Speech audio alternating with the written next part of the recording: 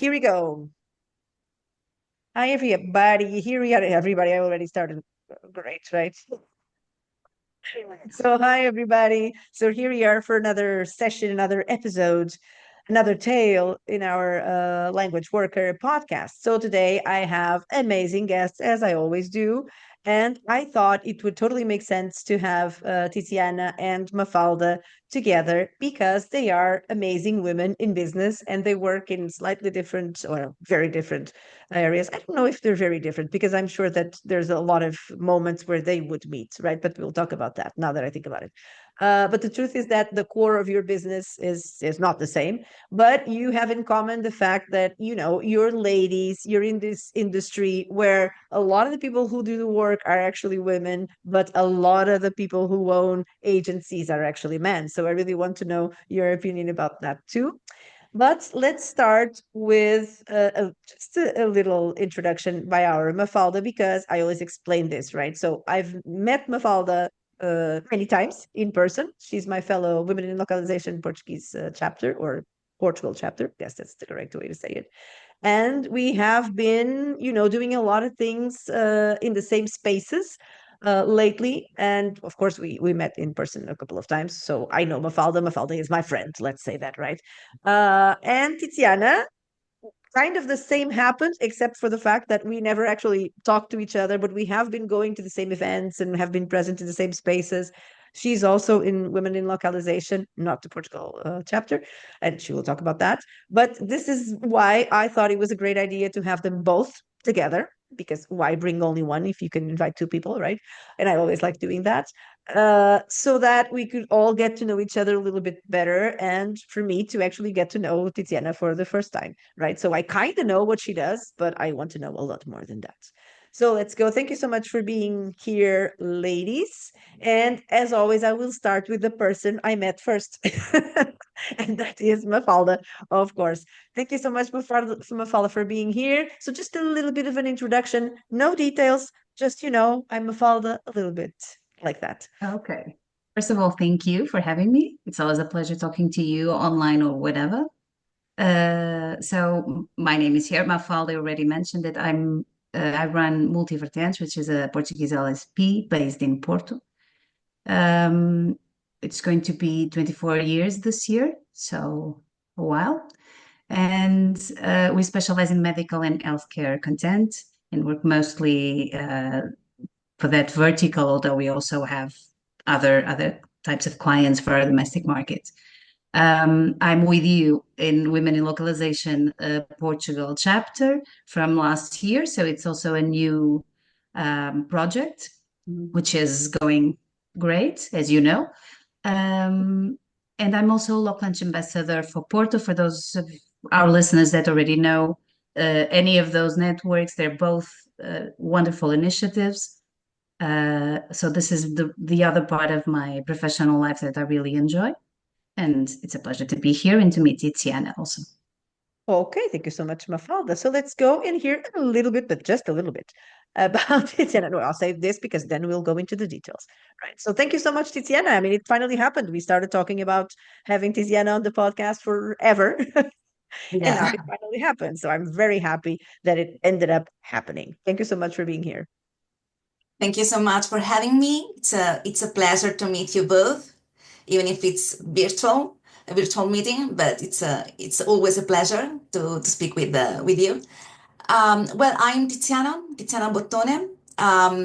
I started working in the translation industry as a freelance translator, and then 2 years ago I founded my LSP, which is Translate with Style. It's Hmm. a boutique translation multilingual marketing agency specialized in fashion and beauty.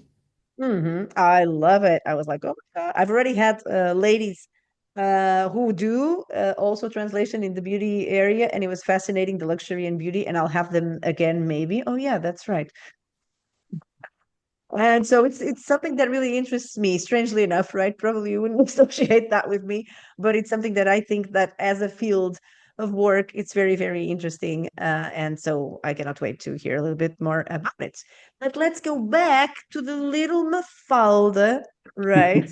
So I always like going back to how you actually, lived your life as a person of less age, right? So when you were a teenager, were you already interested in languages? Did you envision to study languages? Did you study languages, right, Mafalda? Well, I always like languages, but I like too many other things. So I decided that I would study languages and literature and become a teacher because to my 16-year-old, it seemed like teachers didn't have that much work. So I could study other things and do other things also. So So you wanted to be a find a teacher to way have of, time, to have free time. exactly. So I found a way of earning some money. And at the time, it seemed like a good plan. So that's what guided my choice when I went to university. I studied languages and literature, German and English, and then moved on to a master's in Anglo-American literature, which I loved. But I then I didn't know that. realized I couldn't be a teacher at the time. It was a very complicated time in Portugal. In terms of the market was very difficult for teaching positions. And then I realized I couldn't earn that much money studying literature just by studying it. So I started to have language related jobs, different kinds of jobs. And when I finished my master's, and at that age, you're arrogant enough to think that you can do better than anyone else. So me and a friend out of college decided, why don't we just create a company and do it the right way? It sounded Wow. sane at the time. Obviously, we realized it wasn't that easy and we had a lot to learn about business. And it was not just about good intentions and language knowledge.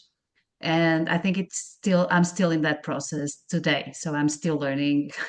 Glad to know. That sounds great because, I mean, if you already think that you know everything, especially these days, it's a bit harder So to that's the navigate only the thing world. I've learned. Yeah, Yeah, that's the only thing I've that we learned. don't know. We know that we don't know, right? So, Tiziana, what about Exactly. you? Were you a child who were part of a multilingual family? Did you study languages? Were you interested from an early age? Or because I've had guests of all types, like people who have LSPs in their families, which is insane. No, But it's not my case. a lot of people, I was very shocked, I have to say.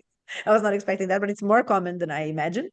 And people who actually, they didn't have LSPs in their family, but their family was already multicultural, multilingual. So it kind of came from that early age, which is obviously not my case. So all my interest came from me, from my head, and not from my family or any other type of context around me. So what was the story, Tiziana? Well, it's a quite a short story because no one in my family speak another language. Like me, Just right? yeah, just Italian, basic English. Um, I do not come from an entrepreneurial family, so I decided to study languages because I always felt the desire to move from my country, especially from my city. I'm from Naples, which is a cool city, but it can be, let's say, hard to live there because, for example, the unemployment rate is very high. So people usually move to northern Italy or abroad. So I decided to study languages for that reason because I wanted to move abroad and I wanted to learn new cultures, new also because a lot of information was in English, and I wanted to know more about other countries, cultures. So I had to study English, of course. So you did study languages. Okay, so Yes, it's yes. my story. It's a I bit like studied my story. languages and literatures. Yeah. Hmm. Very nice. And then your first couple of jobs out of college, were you a freelancer Um, immediately? Did you go to an LSP? So what was the first impact of leaving college? Well, right after I finished the university, I moved to Spain just Mm-hmm. 1 week after. Mm. So I started, yeah, because of my husband, Ah, and yeah, I found a job in a company, and I started to make the first translations. I translated catalogs and other stuff. did you work for Um, Mango or Zara? One of those. no, unfortunately, no. So no fashion at that time. No, no fashion, no, no. It was about food and beverage. Very nice. I'm sorry. So Mafalda, there you were with a friend. I didn't even know that you had a partner in crime. Uh, do I know her? No, I probably don't think not. so. No, no. Ah, okay. So I'd love to. But so what happened when you created your own LSP and all of that? What happened in the sense of why did you go for this vertical? Was there a reason, or it just happened, or both of you somehow got jobs before you got to the LSP and decided to just continue it? What's Well, the company, when we first started the company is called MULTIvertentes, which in Portuguese meant something like multi-sides, multi-areas. So people always ask me what everything is covered, this right? means. So when we started the company, the whole idea was to provide services to companies within our geographical area, and services included language training and translation, interpretation, whatever content they needed to be transformed. So there was this large part of the business that was focused on training, and that's where my partner was focused, and Uh-huh. I was more with the translation part. But it was that kind of translation, so working directly with the client. So we didn't know anything about it really. So we had no tools. We just discovered cat tools. This was Yes. 2002. So Mhm. cat tools were still something new at the time. We started working back then with Trados, which was the only one available in Portugal at the time. Um, but it was, two different branches within the same company. So the specialization came later. Mhm. We didn't intend to focus. We didn't plan it. But No. when we started growing in terms of translation, our pool of customers in translation started growing. We also started to work with other LSPs as single language vendors for European Portuguese. And that's when we started getting involved in some projects within the medical and healthcare. And then the company grew with our client base. So we got the skills, we got the people, we got the tools. And in 24 years, as you can imagine, a lot has changed. My partner eventually left the company. We dropped the training part of the business to focus on translation. That's how we work today. And out of what was requests from specific clients that liked our work and wanted to see if we could also handle medical and healthcare. So we started experimenting with some loyal clients, and then we grew from there. So we needed to have the right people and the right tools and the right training, of course.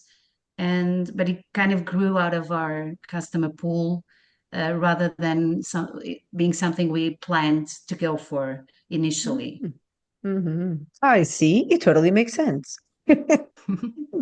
Yeah, sometimes we have the impression that this is it. We start a project and this is our goal, and then it doesn't go that way. Not even close, right? But I also didn't know that the fact that you called it multivertente also had to do with the fact that you also had training in all those things. See, I didn't know any of this. So this is why I have a podcast, so that I get to know people better. So, Tiziana, how did you go from translating these catalogs in food and beverage to fashion? Was this a long time process, or was it immediate? Did you translate as a freelancer in those areas before creating the company? So, what happened from the bar, beverage, and foods to fashion, which Yeah. is very different. Well, that experience only lasts 1 year Hmm. because I was not very happy in that company. And then I started my freelance journey. Uh-huh. So I have been a freelance translator during 10 years. Mm. I I used to translate for marketing agency, Hmm. and I translated from the very beginning for the fashion and beauty industry. Mm. So that I can say the specialization chose me, Okay. and I really enjoy it from the very first time, of course. Yes, I believe you, right? No, I just think that it's really fascinating, especially with the type of close relationship it has with the mainstream public, right? Because of course, life sciences and the type of things that Mafalda does, it's obviously also for many of them for the general population, I can imagine. But it's a almost like there's a reason, a practical reason why people need to get that kind of material. But fashion is a little bit different, right? So it's a matter of choice. It's like the emotional choice and all of that. That's why I think it's a really fascinating vertical or area, right? So what happened in the process, Tiziana, for you to decide to then create the company? Was it because you were focusing so much on fashion and beauty that you thought, oh, I really have to make this official, or what was the story? Why the No, company? No. no, basically, I'm sorry. Basically, because after so many years, I was getting bored about translation. Oh. Yeah, so I also started to offering SEO, copywriting, Mm. and other services. And then I started my company because I wanted to challenge myself. I wanted to Mm. create something from scratch, something not really related to the localization industry in the sense that, creating a company. Um, it doesn't matter what kind of company it is, but it's a very long process. Mm. Of course. It's very hard. You have to dedicate a lot of time and effort. So yeah, I wanted to challenge myself. Sounds good. So, talking about challenges, Mafalda, about the business side of things, which is completely different, right? Than the language side of things, but in our lives, all of us have to combine it and somehow make them work, right? So, how do you see? Well, Tiziana has had a business for a short time. You have had a business for a long time. So, your whole life, you've been, Mafalda, a business owner. So, how have you seen that change in terms of the pool of clients that you have? The type of approach, and just yesterday we were talking about business development and all that in our Women in Localization event. And it's so interesting, and it's such a contemporary subject, right? So, how do you feel that things have been going for you? Do you feel like the market has changed? Well, obviously it has. And what kind of approaches and evolution in terms of your business, I guess I can use this word, acumen, have to kind of grow or change or evolve in order for you to be in business for 24 years? Because it's insane, right? It's like having a pop music career like Madonna. So that's how I see it. I saw that coming. Of course. I had to use Um, you for this. it was just say, I'm just saying, I haven't stopped learning. So you get to a point where, you start off thinking that you know everything, and you need to be like that. Otherwise, you never You wouldn't take risk it, off. right? So you need to be arrogant enough to think that you know the business and then go for it. And it has changed immensely in 20 years. So, uh, from technology to how the market is organized, we started off providing services to local companies in those two verticals, and then moved on to, because we started having more requests from other MLVs. So we moved on to becoming a single language vendor to a large number of MLVs. And at a certain point that made perfect sense because we grew a lot. It's easy to grow if you're working with larger companies because they give you the tools, they give you the training, they give you the perspective, they And the teach you amount how of to work that you need to organize, keep things going, right? of course. So you learn a lot from that experience. So that also allow us to grow. So each client gave us tools that were useful for another client. So and the market has changed in many different ways. So I don't think the only rule is it has changed a lot, and it will keep on changing.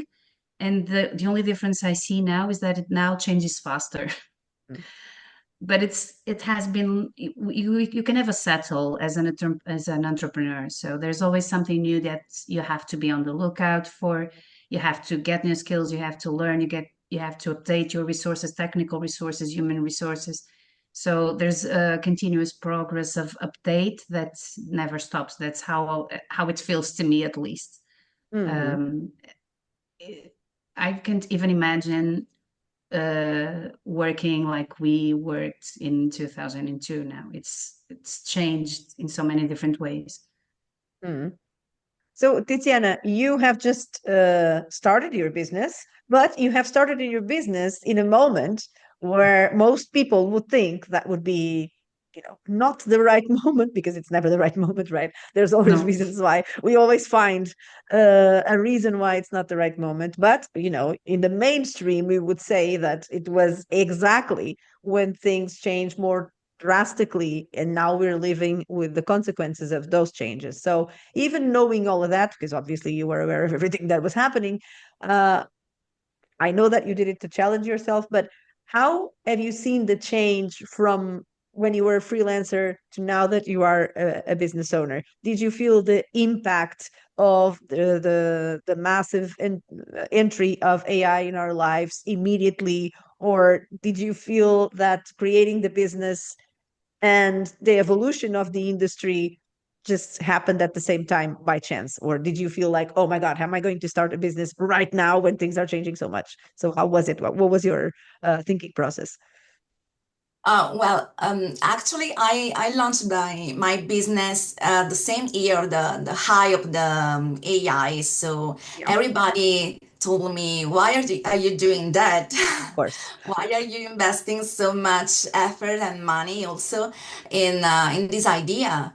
But it is something that I wanted to do so bad that AI won't stop me at all. And I believe that even if AI could improve at that level of precision, you always need the cultural and sensitivity that people has.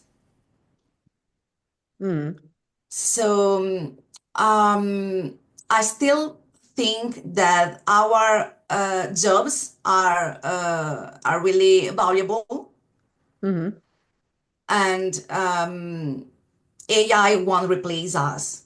hmm Okay. Well, of course not.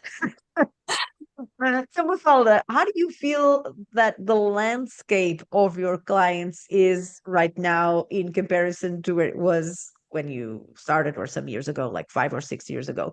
Do you feel like you have the same type of clients? Do they want the same thing? Do they want the same services? Or do you feel like the clients themselves have gone through also an evolution or a shift Regarding AI or the market? regarding everything in the world, our business somehow?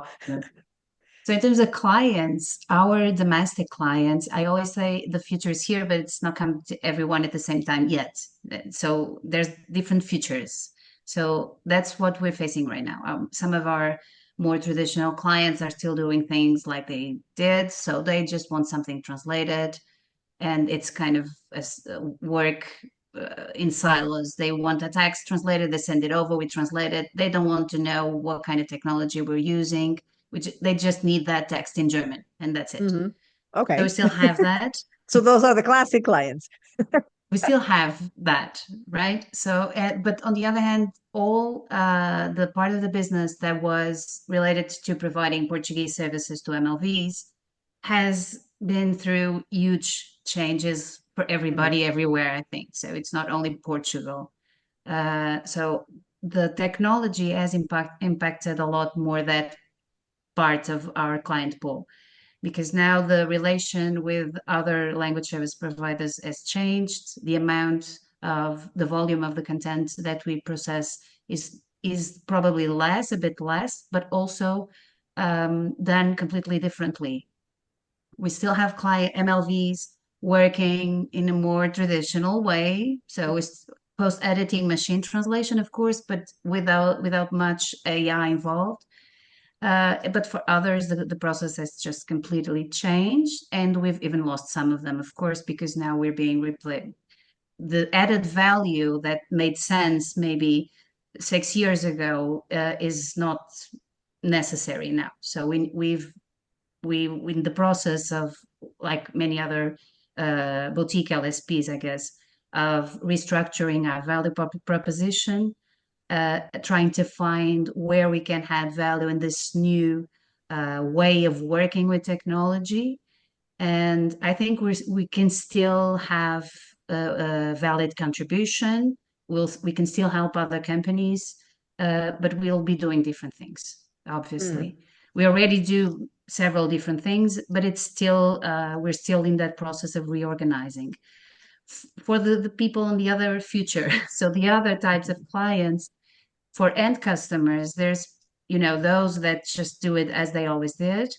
And now you get the AI conversation. So they want to know if we can do it faster and cheaper, if AI is reliable, how can we use it to create value in some way. So we're also having that conversation with the end customer. And the end customer for us is companies of all sizes.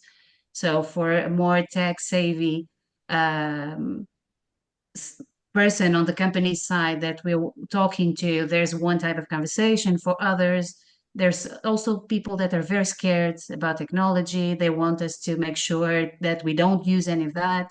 Yeah. So we get a bit of everything depending on the client profile. And the difficult part for small LSPs at this point, I guess, is how do we communicate with all these different people, and we have to have different narratives for each of them. So that's the main part, the main difficulty that we're facing. It's more about communicating the value in the right way, That and makes it's all very sense. fast, and there's too much noise going on, so it's difficult There's a to lot of keep learning to do every single day, right? It's insane. Yeah. How can we keep up with all that is happening all the time, right? So that there's a lot more work to do than before. I have the impression sometimes that we have to focus more on the stuff to learn than on the work itself, almost, to make sure that the work comes out smoothly, right? We have to learn so much these days. So, Tiziana, did you make a difference, or did you feel a difference in types of clients or services that you provided when you were a freelancer and now that you're a business owner? So is there a difference in the clients that you have and the services that you provide to them? Or is it just a continuum in terms of work? It just changed your status, right? No, well, as a company, I am offering, obviously, different languages, not only Italian. But I noticed that as a translator, because I'm still getting translation jobs from other companies, I noticed an increase of post-editing jobs. Also, creation of prompting. I did not accept this job, so I do not know more. But yeah, definitely, I think post editing it's increasing a lot as a freelance translator. But as a company, I do not offer post editing to my clients. We did some tests; they did not work because they have more creative tests. Of course. We do SEO translation, so post editing do not work. Yeah, makes sense. So what's so specific about beauty, that you feel that you can have a whole company focusing on that specific vertical? I guess it touches many things. Like, now that I think about it, with life sciences, I remember throughout my years here and there and there and there, projects that were actually a crossover, in fashion or whatever it was, and health, right? Let's say, for example, sex toys, lubricants. I remember having these projects at Amplexer, for example, and it was not so easy to decide what kind of person would be responsible, group of people would be responsible for these types of clients, because they are actually somewhere within, the mainstream realm, but also the health realm. So you have those projects, or what's the features of the projects that you have? What's specific about them? For what specific industries do you focus on, one more than the other? More fashion, more beauty, more, I don't know, creams or Yeah. nail polish? I don't know. So Well, right now we have a lot of projects about skincare Mhm. and hair care. Oh, So we wow. start with the copywriting Mhm. in English, and then we translate to many languages. Okay. So basically it's Previously, Mhm. we do the keyword research in different languages, and then we do the SEO translation. Mhm.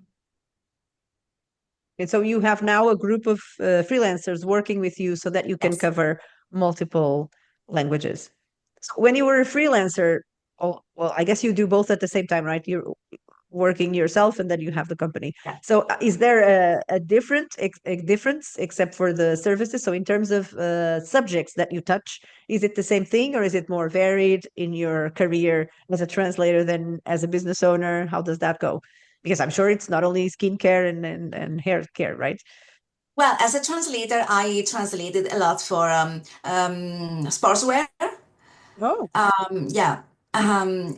Also about tourism, a lot. Mm. So then the beauty doesn't really, fashion and beauty comes into tourism, or is there a relation somehow? Or is it just because you do one No, thing? no, it happens. It happened. Lifestyle, tourism, fashion, Mm, in some way or another, everything is related. mm, The way you write, should be appealing, should be, engaging. mm. So But how technical is it for the skincare and hair care products? Is it very technical? Is it terminology intensive? Do you have to do a lot of research? Or are you more in the marketing part of things, and so it's a bit more, beauty of the text? yeah, well, right now we are creating product description Mm, for Amazon mainly, and for other marketplaces as well. So yeah, we should be creative. We cannot translate literally, of course. mm. We have It's to very take hard to do care a of. product description, right? It's very hard. I find it very hard. Do you even have like Yeah, because you character also restrictions? have character limitations. Then you Mm, have to introduce keywords. You mm. know, I always give the examples. Someone sent me some years ago a list of hats, and in English you have a lot of ways of referring to hats, right? It was in the sportswear area also. And in Portuguese, we basically have two or three words, and this is what we have, right? So it was very, very complicated to even think of the equivalents of the actual types of hats. So I always find that, fashion, beauty, all these things are actually very terminology intensive, in the sense that languages don't look at very these objects that are very close to our reality, right? Because they're very part of your day-to-day life. Languages tend to have completely different ways of interpreting the amount of words and expressions that they use for those objects, right? And we in Portugal tend to have few, I think, uh, words that are for either gloves or hats or any kind of things like that. Where in English you have multiple way of naming those things. Is Italian like that? So because you're a fashion country, and France, I suppose that those languages probably are also a little bit more rich than a language like Portuguese, where we don't usually focus on those subjects. So do you no, find it difficult, or is it very easy for you to think, okay, this means exactly blah in Italian, or well, in Italian we use a lot of English terms.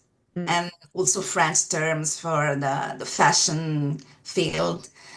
So basically, you leave them untranslated, Mm. or Okay. yeah, it's easy. But I I mean, also it's have easier if you know what you're doing, I guess. I mean, you still have to know if they are to be localized or not, yes, right? yes, So of it's not course, so yeah, easy yeah. sometimes. Obviously, you have to do your research. I also have fashion dictionaries Hmm. that really Oh, help. I like that. Fashion Yeah, dictionaries. they are here on my back. Okay. So, Mafalda, in your vertical, what happens in this vertical that everybody talks about these days, right? What kind of text, what kind of content, what kind of documents do you have? Is it more like for doctors to read, or is it more for the general public? What kind of things do you have specifically? Is it those informed consents that I love so much? Uh, what is It's it a that bit of you see the everything. most in your table, in your computer? All of the above. Uh-huh. So if And also these uh, crossover products, like, yes, yeah, that are I have was here, have there. listening. I was listening to Tiziana, and I remember that we also did some work for a brand, for a Portuguese fashion brand many years ago, and it was challenging in terms of vocabulary because it required a lot of research and subject matter knowledge. And it wasn't easy to get that in Portuguese. So we have a lot of information in all other languages, but we kind Exactly. of had to.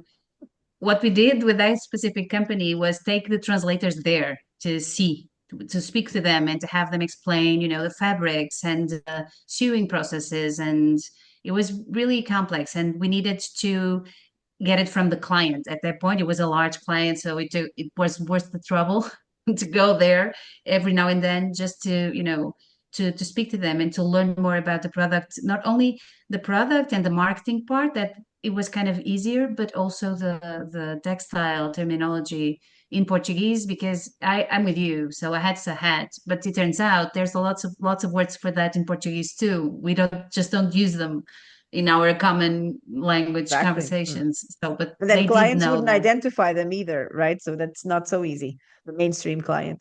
Um, with medical and healthcare, it's a bit of everything. So we work with pharmaceutical content and everything related to clinical trials, and there's variety of documents there. There's the regulation part that has different ways of being worked, and any client facing material follows specific rules. Um, it's with being a regulated industry, we also have to have a lot of information about European, American, Brazilian regulation, depending what you're translating and for which market. We also do a lot of marketing, and that also touches Tiziana's work a bit, I guess, because there's several cosmetic brands Hmm. that are also related to health, because they're skin products, Exactly. or there's also parts of it that's health and medical, and there's also a marketing part to that, and we tend to get a bit of everything. So there's legal, marketing, medical, everything within the same clients. And we work with different resources for that. So there's translators that are that have specialized in the marketing part, the SEO, and the more creative writing. If it's cosmetics, and if you're translating, product descriptions or anything related to sales. And then there's the scientific part. We also get, scientific communications from doctors or medical conferences that come in all shapes and forms. So it's a written text, or it's a video, or it's a recorded webinar that we need to translate for subtitling or voiceover, whatever they want to do with the content. So there's this, like you were saying, an overlap of verticals and Uh-huh. also different kinds of contents. This is why it's fascinating what we do, I think. Right. So now talking about business again, how do you feel, Tiziana, that it's been for you as a woman? And have you seen an evolution in the industry with the role of women as company owners? So have you felt that shift? Have you noticed that? Is that something that worries you, that doesn't worry you? No, it doesn't worry me. And also enjoying women in localization make me realize there are a lot of women out there. Hmm. Um, so yeah, I'm creating my community also here because I'm part of Women in Localization Madrid, if you don't know. Oh, I didn't. Yeah, because Spain has two chapters, Madrid and Barcelona. Right. So yeah, I'm with Oh, my the crew. Madrid is the new one, right? Yes, yes, it's Of course. the new one, the recent launched chapter. I like ours at the same time, pretty much. So yeah, basically, as a woman, I'm creating my crew because I needed women as a form of inspiration, and also because I needed to learn from other women experience. Hmm. So I have two kids, Oh, so it's not easy to to to manage arrange everything. my agenda. Yeah.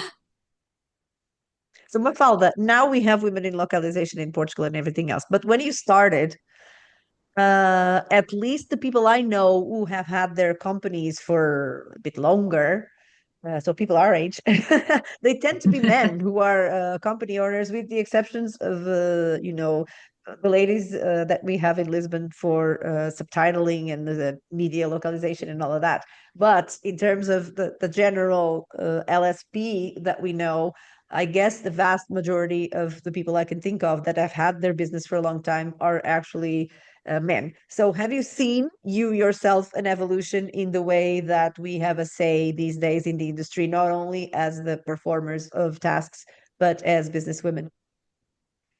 Yes, but we need to keep going. So when I started off, my father was a serial entrepreneur, so starting a business was a no-brainer. It was something fun that I wanted to do. I didn't know what I was doing, obviously, but it never occurred to me that because I was a woman, I wasn't allowed to. I guess Portugal was a conservative, is still a conservative country in some ways, but I don't think that when I started comparing my cultural experience in Portugal, it wasn't bad. So there was nothing that stopping me from starting my business, except for some family members that found it funny that a woman in her early 20s, would want to start a business. So there was nothing that we were two girls. So, and in general, nobody opposed, nobody told us you won't be able to do it because you're a woman. I didn't feel that. But I have to tell you that what happened often was not as so much related to the fact that I was a woman, but to my age. So I used to go to the bank to, deal with some paperwork, and the person there would ask me to, everything's ready, you can take it for your boss to sign.